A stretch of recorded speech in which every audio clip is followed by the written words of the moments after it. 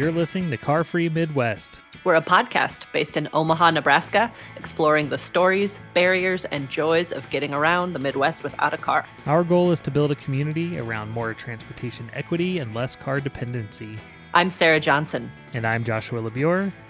And this is Car Free Midwest. I couldn't even fake mess it up. We were about to do it totally on sync. It was going to be good. It was going to be good. Not this time. No. So today is an exciting episode. Yeah, we talked to Dawaune Lamont running for mayor, Midwest Omaha board member, all around good human. How did you meet Dawaune? You know, I was thinking about that and I'm not sure. I believe it was through my bike shop. That's where I feel like I've met most of the people that I know is through the bike shop. But yeah, definitely sold him an electric bike and am on the board of Midwest with him as well. Nice. Yeah, I think I met him through Emily.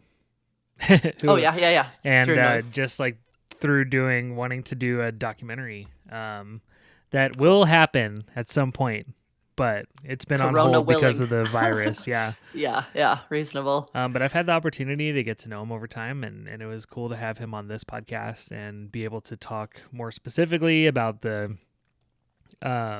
his experience of living in Omaha without a car. Mm-hmm. And growing up here, and just his love for the city and his upcoming, his current mayoral campaign. Totally. He's a creative visionary is what I definitely think of him as. And it was also kind of cool. I didn't realize that he had been literally on all four corners of the city. Like he's lived kind of all over the place. So it gives him a really well-rounded view of the city, which was pretty cool to hear about. Yeah, whereas I came here and just straight bought a house, and I don't know if I'll ever leave it now. Moving sucks. Yeah, you should just stay. It's a good part of town. Yeah. So with that, let's get to our conversation with Dawaune. I'm Dawaune Lamont.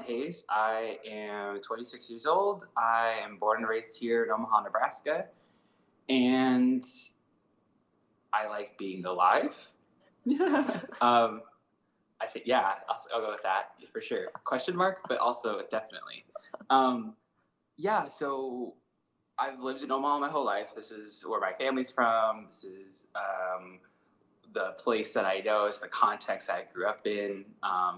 And being a child of the 90s, growing up in Omaha through the millennium, you've seen this place like transform in a really unique way. And going to school, and it's interesting how much you don't learn about Omaha.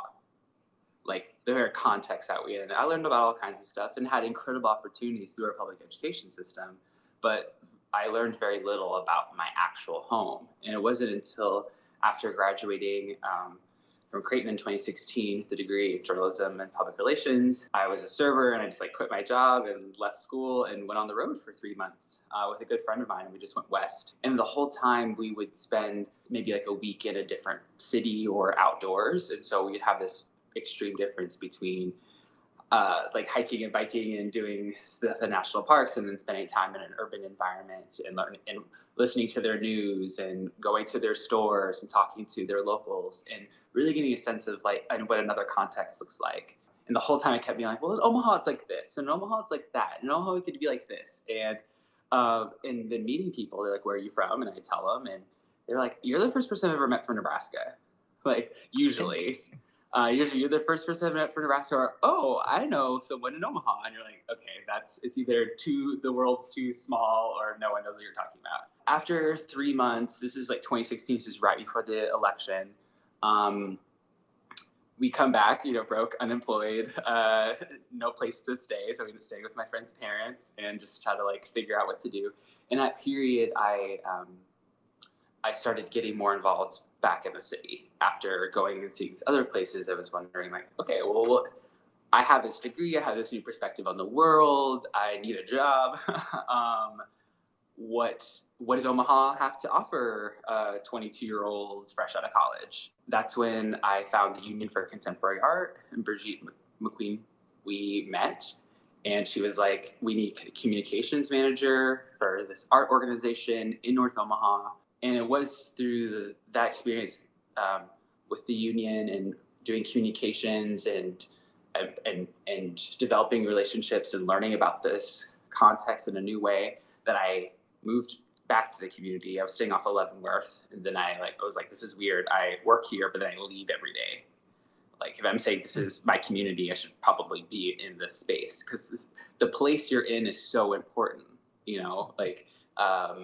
And so I moved off of North 24th Street in 2017. I've been here since, and it's been really cool to just like re-embed myself in my community in a different way and have a different sense of how it operates and be one of the people who operates within it, and it has influence by walking, by biking, by just being simply present. And so I started Noise in 2018. Basically, after being with the union, something I heard a lot was, I don't know what's going on in general. So I would try to be like, hey, you know, we have these great programs, we have these awesome opportunities in this art space.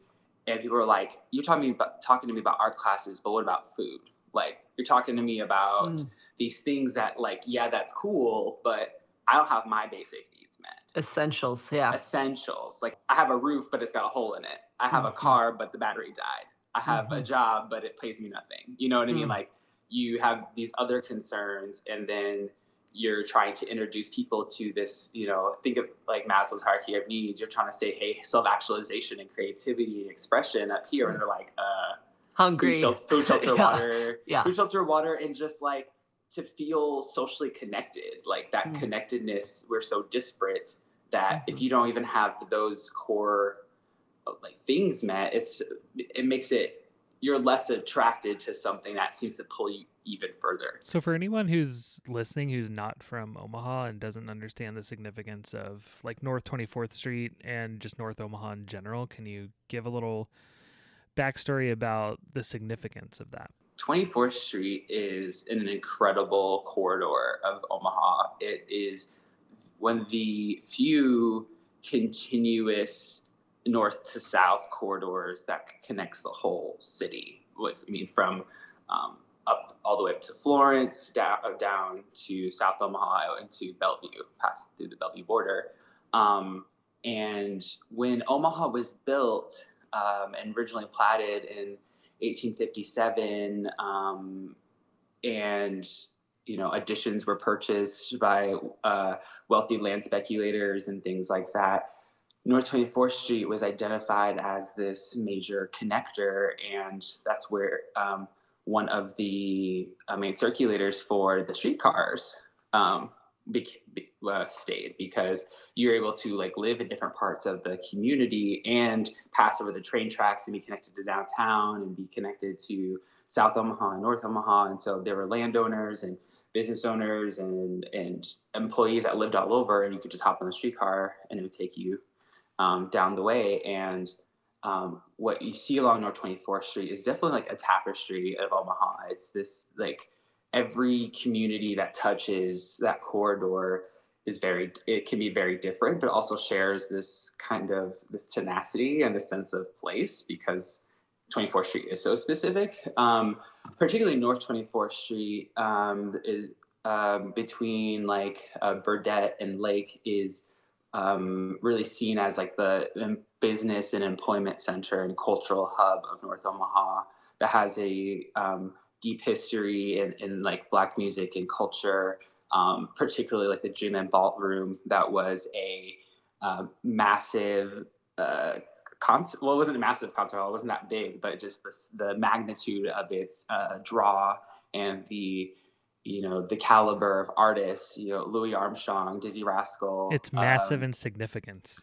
Yes, massive in significance. Exactly. Just like because of Omaha's place on the Union Pacific, since Union Pacific was started here, the railroads, people would hop on the railroad and stop here and play music on massive tours across the country. So just like 24th Street drew people from all over the community to be in this place and have this rich cultural experience. And it's also the site of major civil rights actions and movements and community organizing around our basic needs. And the Omaha Star is on North 24th Street, which is the oldest Black-owned newspaper founded by a woman in the country that is still operating today. And It was founded with the intention to advocate and inform and be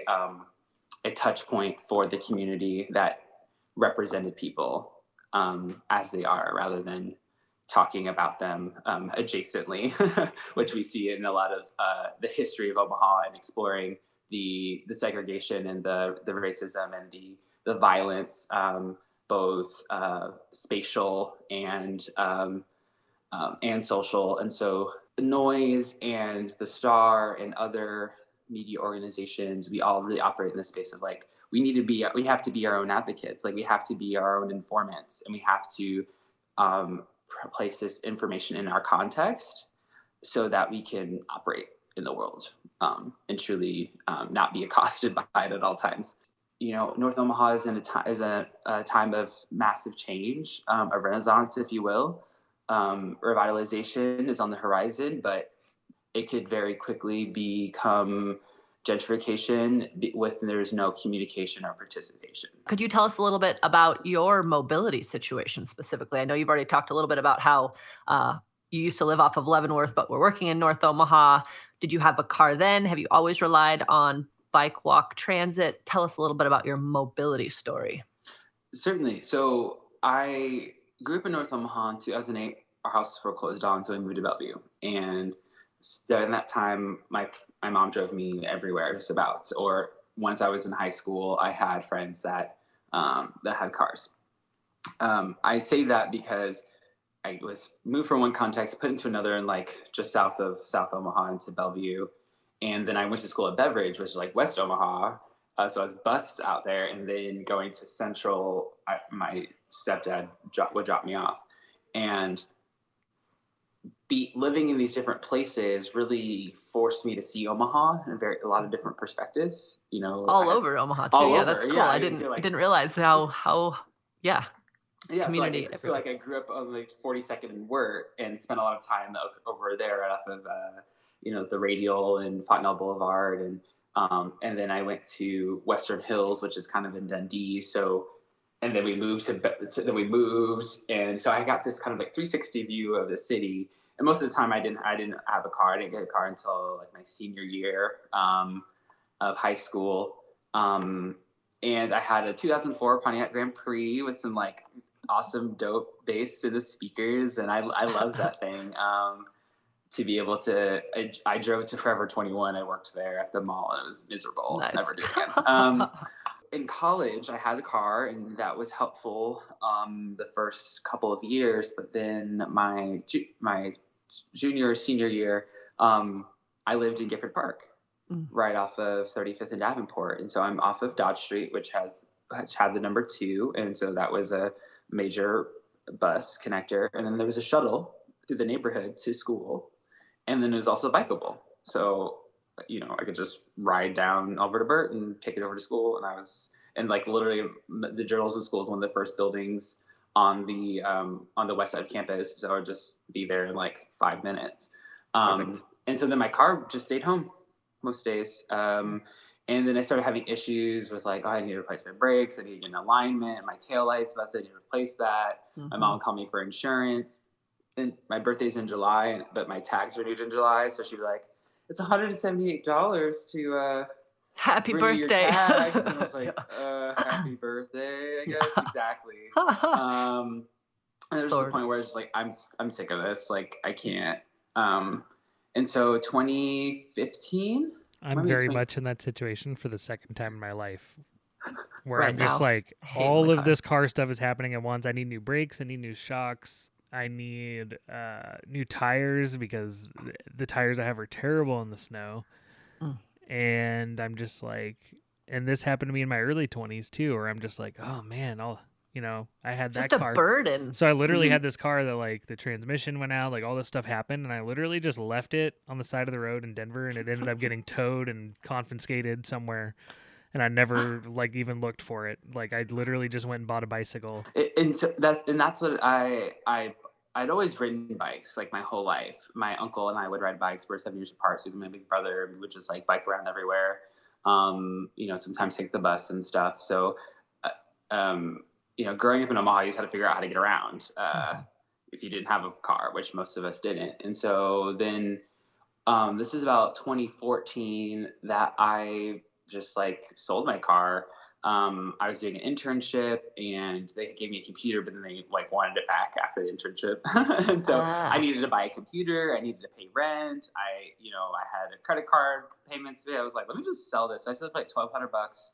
nice. Bought a computer, did the things I needed to do, and I haven't looked back. Awesome. I rode my analog bike for a while. Yes. And then I bought an e-bike from you, and that Yeah. was like super dope. And I've ridden that for a few years. And now I'm riding like the B cycles for the most part because they're super convenient. Like Nice. I can just walk to a station, check one out, stop at a station in the area in the neighborhood that I'm going, so I don't have to worry about like keeping track of my bike. Yeah, that I'm And so impressed with the expansion that we've seen with B-Cycle. It's really an impressive organization and helping so many people. incredible, and it's really cool to see. Just like I've seen anyone and everyone Yeah. on the cycles, and then how accessible electric bikes make riding for Mm, people.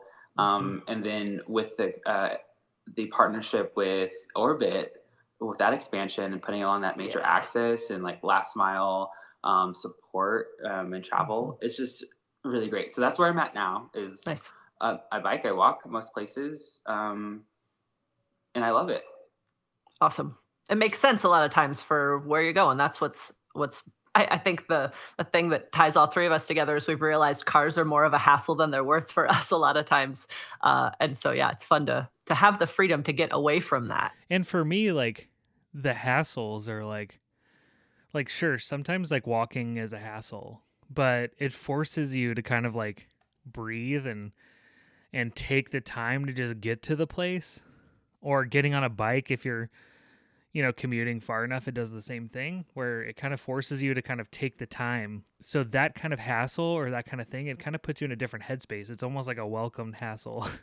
Whereas like most of the time, like in a car, like any little thing that happens just feels like it almost feels like the end of the world sometimes to me, where I'm just like, even if it's like something little, like, oh, I need to replace the right brake light. And I'm like, how am I going to do this? That's the other thing I like about bikes is I can work on them. Cars, it's like, oh my Hmm. God, how many different things could go wrong? With bicycle, it's a lot more simple. Yeah. It And plus, when my tires are worn out, I'm like, ooh, which tires am I going to get? Yeah, yeah, yeah. Gum walls or yeah. Uh, and that's actually a huge thing I appreciated. So, I'd go to Sarah, get a tune up and stuff. And I was like, oh, like, that's much more reasonable. Yeah, I'm comfortable to like spend like $200. That would have been what my brakes would have costed on a car, but Mhm, that's my brakes and everything else. Like, mhm. um, so I don't know. Whenever had to like pay to support my bike, I didn't feel as like belabored by it. I guess Mhm, I don't know. I mean, like, dang, I have to pay for something, but it's nice mhm. to like it's my bike though. And um yeah, so I just think Omaha has such a huge opportunity. We have such a Yes. huge opportunity. Can we talk about that? That's it. Please I do. Tell us can we all talk about about it, Juan. can we talk Yes, about that? Because Omaha is an incredible place, it is. and it's an incredible place. The history here, the story of how Omaha was built and how it's made, where it comes from, all of those things. I could go into it forever. But the Mhm, point is that like how the city was designed, especially its a core, is ideal mhm. for mobility. Yeah, the Um, grid. the It grid is works. it's It this it could beautiful work. grid. It's Yeah. wide, Mhm, it's flat, it has like it has like steady grades. You have these incredible nodes because we have the Except in streetcar Benson. line. Except There's a few hilly spots, let's yeah, be yeah, yeah. No, honest. Benson is definitely. I like to go to there when I'm just like, Yeah, I'm feeling it. I'm doing yeah, it. you want Yeah. to see exactly do a little BMX, a little mountain, mountain biking. Love it. Our design and was super conducive for the streetcar, Mhm. and it made the city very accessible. And so if we just like follow that design, because it was very practical and was very aware of itself and was like, okay, well, this is a commercial corridor. These are residential corridors. We have terminals here. We have cars here. We have Connectivity. connectivity. Like, Mhm. and it was always moving. It was Yep. always moving. So you could just like you knew you were going to get somewhere. Um, And when we decommissioned the last streetcar in 1954, as we saw the rise of the automobile and just like it just consumed the city like it did so many other American cities, and um, started, became the lifeblood of the suburban sprawl that we still see today. And that's what's really put Omaha at such huge risk.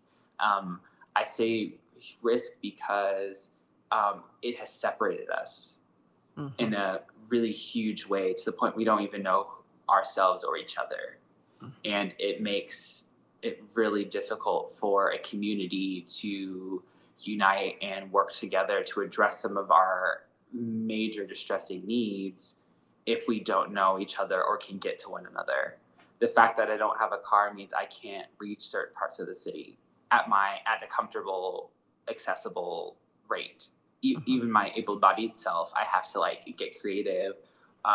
Fortunately, I do have the privilege of having enough money that I could pay for a $30 lift to 168th and Maple, but that's not something I can do all the time. And so when I'm thinking about, like running a campaign for office here in Omaha, I recognize my mobility as a limitation, and it's something I'm talking about. I have friends who offered rides and those things, and I will definitely utilize that and get creative and figure it out. But the issue is that, like, if you live in Omaha city limits, you should be able to go anywhere in the city at 100%. any time, at your own pace, at your own leisure, without threat to your personhood, and without having to have a financial commitment or burden to doing so. Transportation ensures equity. Transportation supports people in their autonomy. Our autonomy is first and foremost. You could talk to anyone who might wherever they identify on the political spectrum.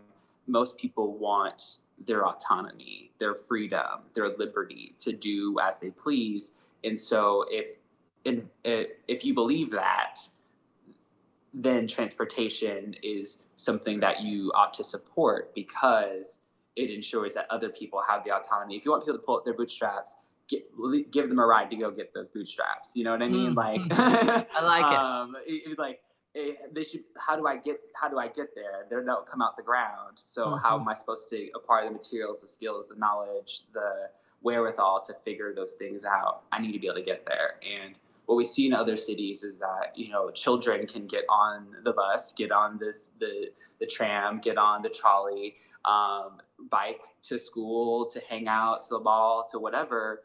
And there's this sense of independence and creativity and autonomy and real, like, okay, personhood and responsibility. And if we recognize those things as valuable qualities and we see them as, the core attitudes we need to improve our environment and our condition collectively, then like, let's support that as quickly as possible. Rather than ensuring everyone is burdened with this economic drain that also is harming the environment, is this burden on our mental ability, and takes up more space than we need. We have more parking spaces than we'd have housing, you know what I mean? So just like thinking about the ratio to which we're what do we want, and let's do that and get to that and cut out all this other stuff in the middle that is taking up our time and our space. Well, as someone like who's new to the city, too, like just mentioning like not knowing our neighbors in Omaha, like one of the things that really struck me that I talked about a little bit on the last episode too is just how starkly different like where I live over in the Hanscom Park Field Club area is to West Omaha, like the area you're talking about, 168th and Maple or something. And anywhere else that would just be a different city. That would be the suburbs, And here it's just like a starkly different reminder of like a place that maybe has an outsized influence on the rest of us, like stuck over here towards the, kind of. But yeah, which direction are we? East, the east side. Yeah, I call this side like the eastern core because it is.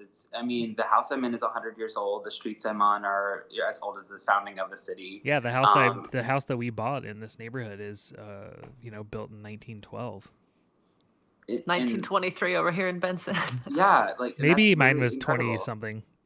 1920s. I forget now. Old, regardless. It's It's an old old. house. It's It's 100 years good. old. And Yeah.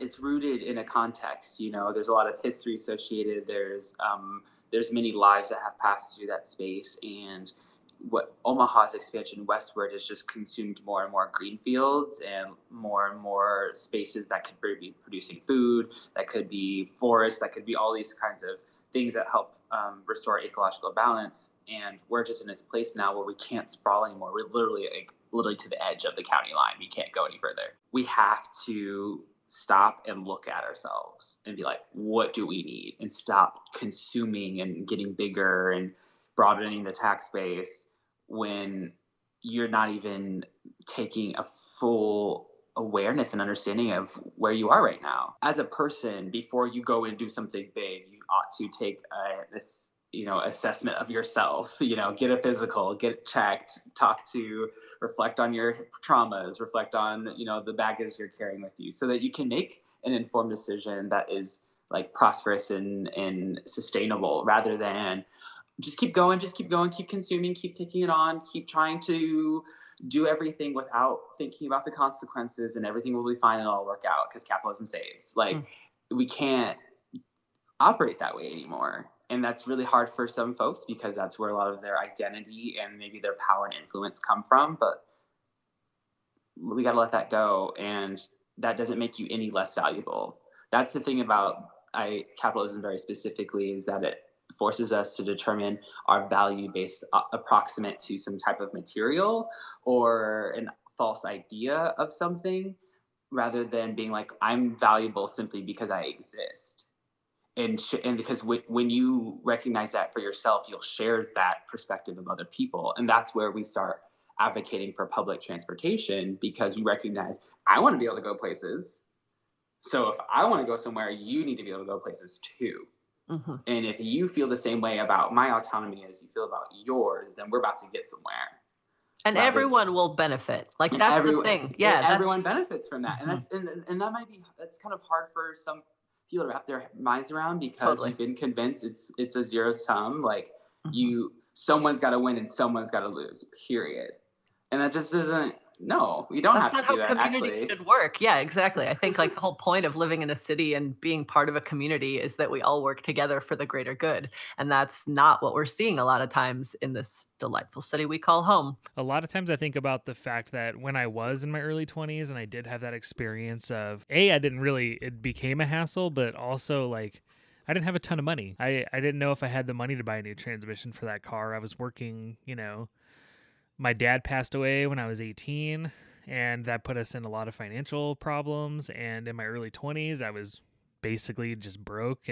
But I had the luck, because of the community that I was in, that when I decided not to replace that car and buy a bicycle, because of the specific community I was in, and at the time, like, I was able to find an identity and dignity in the bicycle community. And in the community of...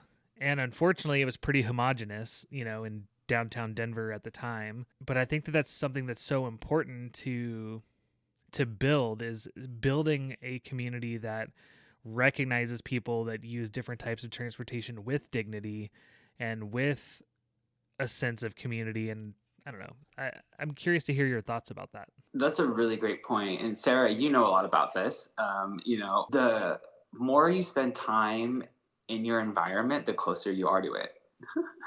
Literally, Simple but true. Yeah. It's just, the more you're there, you're like, oh, I know what the sidewalk looks like. You know what I mean? Like, I know that there's a paint mark on that pole. I know that there's some trash spilling over there in that lot. I'm familiar with the alleys behind my house. Like, I know that there's raccoons that, live in my sewers. I know that there's a groundhog that has an entire network of holes over in the yard next door. Like, the cats that play on my porch and live under my neighbor's house and that walk all over the neighborhood. Like, oh, this reminds me of, like, if you were in the bike community, I don't know if it's still as much a thing, but when we would ride bikes late at night in Denver, you would always see foxes randomly, like, running across the street and going down into the sewer. And you're like, I saw a fox, and it would be like almost every night, but it was never like short of magical. Ah, that's I feel like Omaha does I don't see a lot of foxes around here. I'm like possum and raccoon are what And I see around yes, and here. possum. turkeys. Yeah, Oh, yeah. you get the occasional turkey for sure. Yep. They love to hang out in the Memorial Park Fairgrounds Ravine. area. Yeah, in Mhm. that ravine Mhm. down there. Yeah. But yeah, I mean, when you're just outside in the world and seeing it as it is, slowed down, like at your scale, it makes you realize like how much you can affect it. Like I pick up trash on a regular basis, and just that simple action that sometimes I'm like I don't wanna, but I do it, and when I do, I feel so much better Mhm. because one, I can look and see the impact I made, but then two, I spent time in my environment. Like it shows me that I have the ability to influence and affect and improve this space by simple actions. And the more you do that, the more you start to see yourself as a part of the city instead of apart from the city. And that's what is really important to me. And that's what I'm really like modeling, basing this campaign on. Be where you are. Mm. That's our slogan. That's our tagline. Be where you are. Um, because if once you choose to be, that means you're present. And then where you are, where are you? Where are you? Here. Here. What's here? What is that? What does that mean? What is your relationship to here? How did you get here? How did here get here? When? You know, like it implores you to ask those questions and to. Someone said to me once, you know, stand where you're most powerful. Don't try to do everything in the world. Just do the things that you know that you can have the most effect on, and where you are is right here. So do that. You know, you may want to be in California, you might want to be in New York, you might want to be in Spain, but you're here right now. So let's figure that out, you know? And um, I think when I put myself here and I think, okay, I'm in Omaha, what does that mean? I have Nebraska tattooed on my side, you know, like I love this place. It tells me, okay, I love to travel and go other places, but this will always be home. Mhm. So what am I going to do about my home?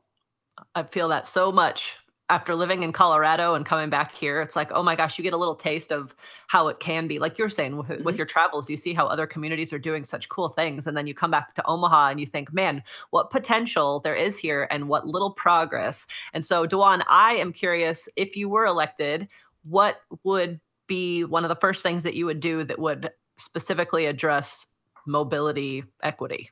A mobility director, Yes. the Tell me period. more. You have to have you have to have a director and a team and a concise and like a concerted, organized effort around mobility. And I love using the word mobility because it's much more inclusive. You know, I was very much like, oh, bike walk, bike ped, things like that. But Mhm. mobility, because Yeah. that's what it's really about. It's You a know, much we better word. have these corridors, we have this network of public facilities that are supposed to dictate mobility. Mhm. And so when you frame streets are for people, Yes, thank you. More, uh, please. when you Mhm. say when you frame streets are for people, then you start to think, oh, well, then what do people how like what are the many ways that people can move? Yes. And what you start to see is that then when you clear the streets, for example, and at night, you see foxes, you see bunnies, you see cats, you see dogs, you see birds, you see the ecosystem and other life that is also present, the non human portion of our population that is cohabitating with us. And you go, oh, like, okay, so they need land bridges that pass over, you know, highways. They need, you know, let's start providing sticks and things that create a brush area for the birds to land in the spring and the fall so they can nest on their travels. Like you start to think about how you coordinate your space so that it ensures the mobility of all you know, persons and otherwise, in the world. And so you start with, and so then you need a team for that. You need like a Mhm. deliberate, organized effort around it. We've talked a lot about complete streets, the effort to embed this type of inclusive street design within our codes and in things like that. And that's taken forever, Way too long. way too And it's long. still just talk. Like, It's that's still, what drives me bonkers is we're still just talking. I would like action, please. I don't have to tell you, Dwan. Like, yeah, oh, I'm so sick of all these and that's a plants that huge sit on the shelf. that's a huge part of why I'm running, because Mhm. honestly, being a journalist, being someone who is, biking and walking and moving around Omaha on a regular basis, being from here, an amateur historian in a lot of ways, and knowing like where we came from, I'm just like, just talk to people. You Yeah. know what I mean? Like, just make it happen. What I love about, the community in Benson and in Dundee and then Gifford Park and these different areas is just like when people get together and operate and they say, this is what we want and make it happen. It's incredible what takes place here. And Yeah. that's what's powerful about Omaha. That's like our huge opportunity, is that when we are connected, whoa, like Yep. get out the way. Yep. Yates is an incredible, Oh, yes. is Win. great. An Yes, an example of, incredible yeah. win. Yes, yes. A win, a win, a win, a real symbol of the community said, this is what Yeah. we want and this is what we're going to do about it. Yes. And then when the people listen, the people who represent those people listen, There you go. look what happens. There you go. That listening piece is it's so frustratingly gone so many times. Is like the people in power don't listen to those that they're affecting with that power. We talk a lot about how expensive things are and budgeting and stuff. And like, no, I have not managed a multi-million-dollar budget. I'm sorry. Like, most people haven't. Right, exactly. I have over, $30,000 in student loans. I have more Managing debt. that. I have more debt in my name than I do in assets. I made less than $24,000 last year as a self-employed startup employee running a journalism organization and trying to like make some stuff happen. I come from a very modest background. The only reason I was able to go to Creighton is because of the Father Marcoux Diversity Scholarship that covered most of my tuition. But I still left with debt, less than most others. People are like, oh, that's not that bad. The fact that I have any debt at all, and that that my legacy thus far has been like, I could have gone to work for Google, but I didn't want to do that. I wanted to be in my community. I want to make a difference and impact here. I shouldn't have to be burdened by debt and barriers because I want to make a difference, because I want to be connected. We should be encouraging that and then enabling that. And I think it's the role of the city to like serve as the connector for those things, serve as the terminal. We should also recognize that the way our system is set up right now, it is designed that way, Exactly. It's definitely designed to benefit and support certain behaviors that are ultimately destructive for all parties. And so, I think it ought to be the role of the mayor, of the city council, of the city hall to be a voice box, to be a place that says like, hey, here's some ideas. Here's how we can support those. What do you need? How do we get that to you? How do we help you get that? Because most people will do it for themselves.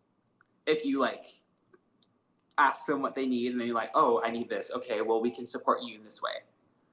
Whoa, Yeah. You want to help me? Yeah, I mean, so many communities like the ones I mentioned earlier are doing incredible stuff, but they have, they have to start nonprofits and they have to do all this other kind of auxiliary stuff that could come from the city. Yes, or at least be supported by and not squandered. At I have least to be tell supported. you, thank you, Noise, because I get more information and more help and more support from your organization than I do from our own city. And I think that is ridiculous. And if nothing else, if you win, if you could like carry over that communication style, like I get texts from you guys and I love it. I'm like, oh my gosh, yeah, I would like to join that webinar. Oh my gosh, I didn't know about this COVID situation. Certainly not getting anything like that from the city of Omaha. I've had that same experience where I was like, the media landscape in this town is ridiculous. And when y'all started the text message campaigns like that, it's literally the most helpful thing that I've had as being someone who's still trying to familiarize myself with the city, just being able to hear about what's going on in the world or in the city. So I have like three points that people are like, what's the core of your platform? And it's communication, creativity, and community. Awesome. or community, creativity, communication. You need your community. You need the people. The people are first and foremost. The creativity, the gumption to think bigger than where you're starting, and to make and to like put into the world and take out and have that exchange. And then the communication, like how do we exchange? I mean, communication is so broad. Transportation is communication. Communication as infrastructure rather than just a service that we are subjected to. It's important that we look at,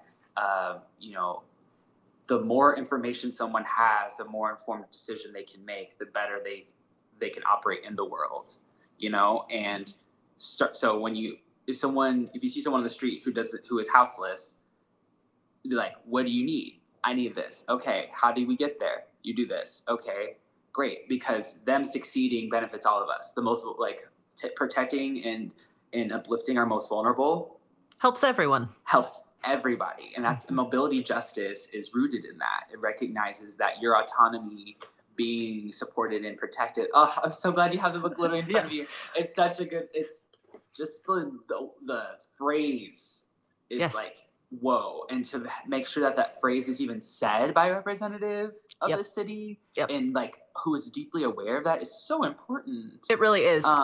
That's how we're going to survive, frankly. Yeah, no kidding. With climate change, there's going to be a lot more. We could go a whole segment on just climate change and transportation, which we probably should and will at some point, Josh. Will you tell us a little bit? This podcast is supported in part by ModeShift Omaha, and you're a board member. So I don't know if you could just tell us a little bit about how you got involved with ModeShift and what your favorite parts of that are. Yeah. So 2016, I got back from my travels and still didn't have a car, and then we moved over to off of 36 in Leavenworth. And I just was looking for opportunities to get involved. I enrolled in Citizens Academy, which was transformative. The program has definitely changed since then, but to see it, but like being involved in Citizens Academy, which I would love to make a part of a city. Like I would love to be there and say like, this is something we offer on a regular basis that orients you to the civic life of Omaha and the people who are involved, the services that are offered, the relationships that are here, the history of the place, the opportunities, how these permitting and zoning things work so that we understand how the built environment affects our lives. Like that experience really like put in Omaha into perspective for me in a way that I just had never really known. And during that, I met folks from ModeShift and learned about that. And I was like, I sold my car. I bike everywhere. This is just like a part of my life now. How can I advocate for that? And so becoming a part of ModeShift was really cool, just to be like, oh, there's a network of people who see this and recognize Omaha as the opportunity. And just the thought of like shifting our mode, shifting our mind, flipping our frame of reference is so powerful. And that just notion. And then the kind of conversations we have in ModeShift, talking about the CIP, talking about community investment, talking about mobility justice, looking at walkability and biking and public transit, building relationships with the people at Metro and MAPA, and like these are my friends, you know what I mean? Right. These are like people I love hanging out with, spending time with, engaging in conversation, because Jeff Spees, for example, I can talk to him forever. He's one of my favorite people because we can just literally talk about like, that's an opportunity, this is a chance, you can do this, you can do that, and it's like we're so blessed to have the community we do here. Totally. And to see it grow since 2017 is a big part of why I'm even considering running for mayor. Being involved in the nonprofit industrial complex that is Omaha, and the like network of funding, and like how we're home to some of the richest people in the world. Don't tell me we can't do anything. Right. Don't right. tell me not we enough can't. money You're for building the Kiewit Mm. Illuminarium that is Oh my this like God. multi-million-dollar STEM museum on the riverfront without any public input, just because it comes from Heritage Services that has all this money. Like, I have friends there and I respect that, and I think there's a huge opportunity for philanthropy to truly be in service of the public, but there needs to be like true communication and engagement in that space. And I'm so willing to say that. Like, I think for too long, a lot of our, especially in the nonprofit space, we get really afraid of saying the truth. Because then the purse strings get closed up in front of you. We're gonna take that away. And like, well, that's we should hold them accountable for that. I also think that out. I think it's important sometimes to call certain philanthropy what it is, which is corporate colonialism. Very much so. Especially, Omaha means the people who move against the current. Omaha is a people, it's a language, it's a tradition, it's a way of life. The origin story is the people came from water. The language comes from water. Watch Omaha Iye, the Omaha speaking documentary, will change your life. It gives you a whole context about the last speakers of the Omaha language and the effort to save and preserve this language that is literally where our name comes from. But you don't see that embedded in the heritage of Omaha. What you see in the heritage of Omaha is colonialism, is our pioneers, literally our flag is a Native American sun symbol with a covered wagon busting through it that is white. Oh, it's literally a symbol of colonialism. Wow. And it's like prime function. Yeah. And so when we're talking about heritage and Heritage Park and Heritage Services and, then seeing Kiewit this, Kiewit that, Kiewit that, it's we're literally on stolen land. So that wealthy white men put their names on. And that's just the case. It might sound abrasive and someone might be offended by that, but it's true. Yeah, sometimes, reality hurts, but gotta tell it like this. We have to be honest. And we have to acknowledge how that benefits some and is a detriment to many others. And how these are our shared spaces. Everything you put in this environment affects me. Everything. Just because it's your name, it's your money, you can do what you want on your property. Actually, most of these things, like the Kiewit Illuminarium, is actually being built on leased land publicly owned by the city. That will be an extended lease for 10 to 25 years and renewed thereafter. They are to be at the behest of the city. And I was in the Urban Design Review Board until this year. My term expired and they didn't want me back. I wonder why. They do the same thing to me with the BID board. Yeah, She's like, you've been replaced. Yeah, and it's like, oh, we're looking at other candidates, but I'm the youngest, brownest, queerest person on the board who is a biker who grows up here, and I would challenge every time. Yep. I would have lengthy discussions because the Urban Design Review Board is the last place where we can have like real discussions about design, mobility, implementation, and like we're literally the legal told us that we're literally the voice of the city at that point. So they didn't want your voice because you pushed back. That's how the city operates sometimes. From an outsider perspective, it seems like a lot of the experiences I've had with people that I've met and hearing stories is that a lot of people that try to do their jobs effectively are replaced. Well, and they end up moving into philanthropy so they can actually get something done. Or they leave Omaha. We're seeing so much of that. I mean, it's been a problem for a long time, but it's just hard to get pushed out. Like we've been talking about, Dawaune and I, we're from here and we don't feel like we belong sometimes. It's like hard to fight for your own city when you feel like you're being pushed out. Exactly. And with this campaign, I really just want to get people together. And let's talk about the real issues. I'm a registered independent. I'm not here to talk about parties. I'm not here to talk about DC. I'm not here to, go on and on about politicals and, conservatives and liberals or whatever. I just want to talk about Omaha. I'm going to talk about our backyard. I want to talk about what we are going to do and how we are going to do it. And I think that is something people want to do, and people are looking for a way to feel powerful, to be powerful. And, we don't need to wait for money to do that. We just need community. We need communication. We need that creativity. And when we have those things, then we can get a lot of stuff done. growing up with little money, you get creative. You have to like figure some stuff out. You know, I always use the example. My mom and I would get like the shrimp ramen noodles, and then we would get like frozen cocktail shrimp that like if it was on sale. And then you get like a couple of green onions and a little bit of soy sauce, and you would make your own stir fry, Nice. and it would be like for less than $5, you know, and you just, but you invented something. You found a way to improve upon your condition. You use the resources available to you to meet your Resourceful. needs, Yeah, that's and the you're word that comes to mind. resourceful. Yeah. And you know, I remember asking my mom when I was 6, "Mom, are we poor?" And her crying, be like, "Yes, honey, we are." Like, and just having to accept the fact that like we don't have the things that they do, but that doesn't mean we can't have what we need.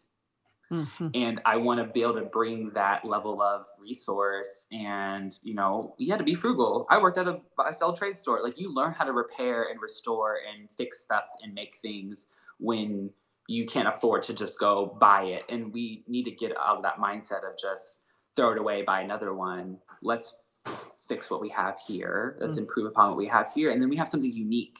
We have something that we made. We have something that we have control over. I'd love to hear you say that, because I always think of when I tell people that I didn't have a car for 10 years and I commuted on a bicycle, you know, a fixed gear bike through the winter. You know, I have people sometimes like, "Oh man, you were such a badass." And I was like, "Well, I kind of just didn't have a choice." But Yeah.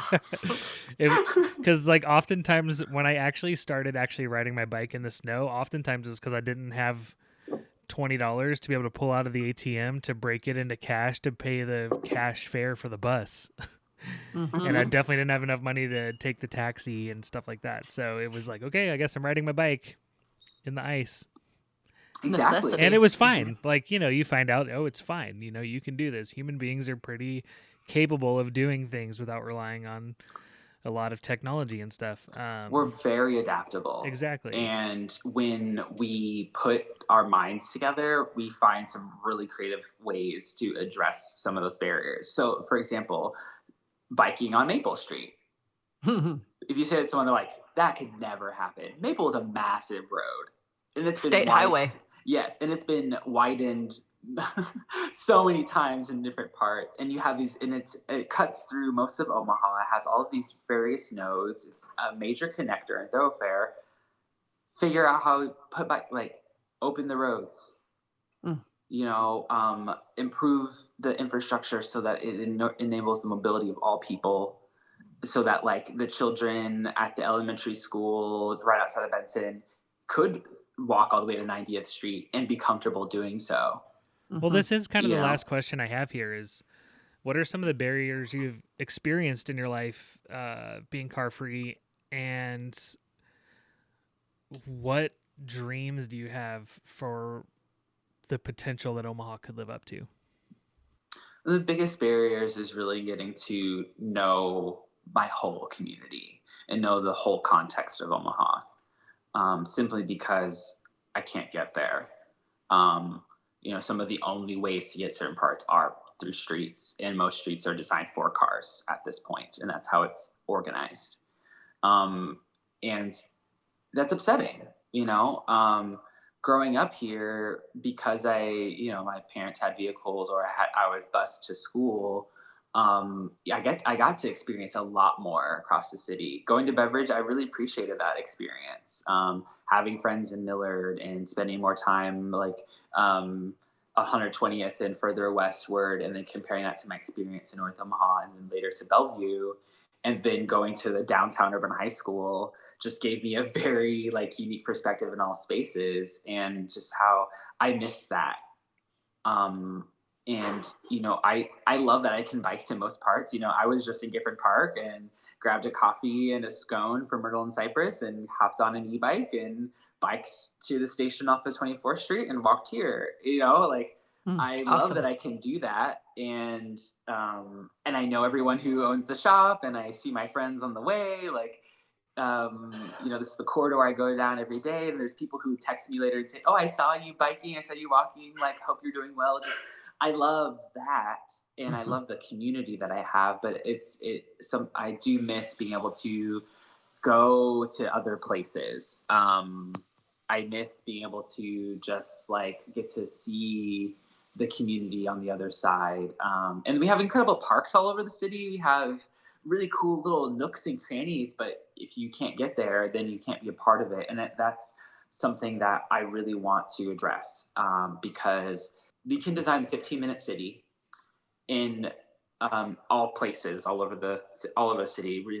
Build that density, provide people the support that they need. That's walkable, bikeable, it's accessible, and then connect those nodes with public transit, with micro transit like shuttles and vans, meso transit like buses, and then macro transit like rail and trackless trams and these like larger infrastructure investments that circulate around the city. So literally, you could, if you have these massive transportation interconnectivity at different scales, then you're able to bridge the divide between all the spaces, and then you have a truly connected Omaha that can still remain unique in its character and all of its spaces. I'm not trying to make the suburbs like the urban core. That doesn't make any sense. But let's address some of the disparities. For example, like you can live in a subdivision and not have access to a pharmacy without having to drive. Let's convert a house into a pharmacy and a market. Let's start flipping our sense of how we use our space, and then suddenly you can start addressing many people's needs very easily. Little money, stronger investment, improved community, more connection. Like, boom, sounds good. Is there anything else you want to touch on before we head out? Just thank you. I'm glad that Car Free Midwest exists. I'm glad that y'all are creating platforms to have these discussions, and utilizing technology to really like have an in-depth reflection on the place that we live in. I'm excited to hear what else comes from platforms like this, and what we do moving forward. Thank you. We appreciate you and just taking the time to do this, and tell the people where they can find more information about you and your campaign and how they can support you. Certainly. So Dawaune.one, DAWAUNE.ONE. I use that because like you Dawaune. I know my name is not common, so I'm trying to help people learn it.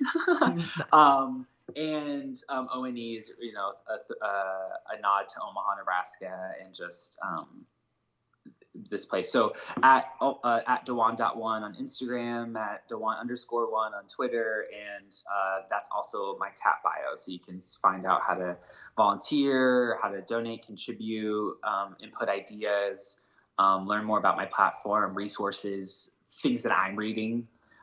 I don't just make this stuff up. I read ebooks about sustainability, the mobility reports of 2019 and all that kind of stuff to be like, great, there's information. So, and reach out on social or any of those platforms and let's talk. I'm very accessible. I'm a human. I'm not going to pretend I'm not.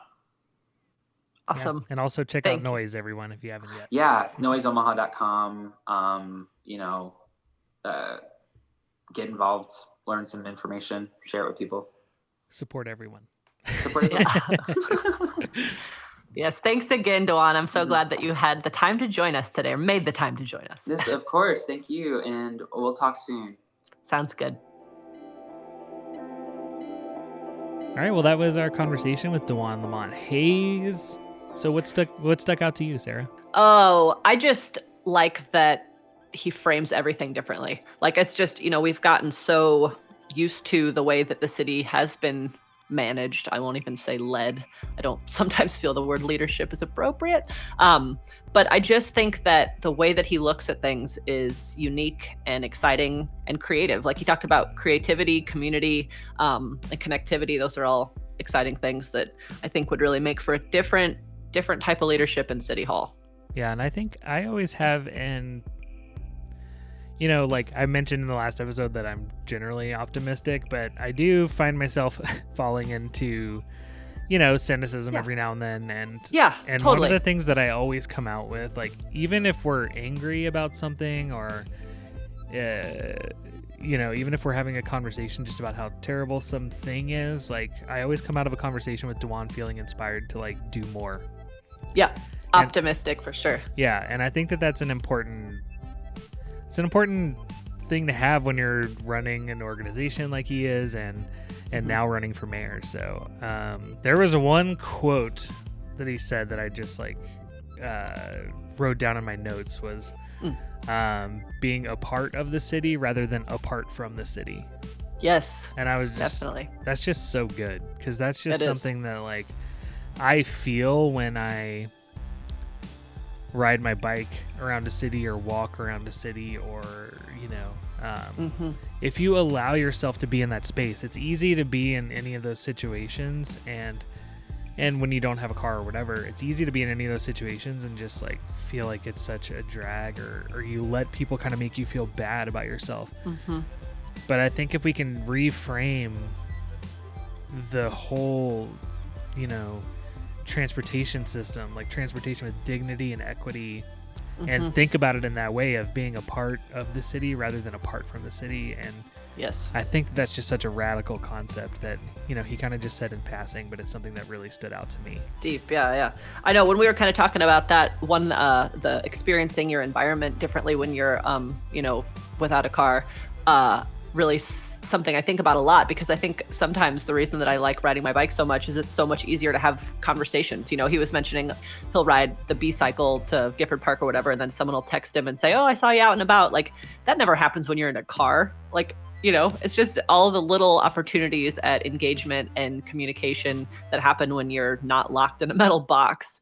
So I just really liked the concept of how you interact with your environment is a lot different when you're without a car. Next up, I do want to invite listeners to join in with us. We just both got the book Mobility Justice from Verso Books, and they're a really cool socialist book organization. They're not a sponsor of us. I just really love Verso. They put out an incredible book. So I want to invite everyone to grab that book and read it, and then Sarah and I will talk about it in an upcoming episode. Yeah, I'm excited. Mobility Justice by Mimi Scheller. And actually, another cool Mode Shift board member, Manny Cook, is the one who told me to pick it up. So all sorts of Mode Shift goodness. Cool. And actually, another little quick thanks to Mode Shift for being a sponsor of the show. Yeah, thanks, Mode Shift. That's really exciting to have them on board and help us grow this podcast and this community and this platform in general.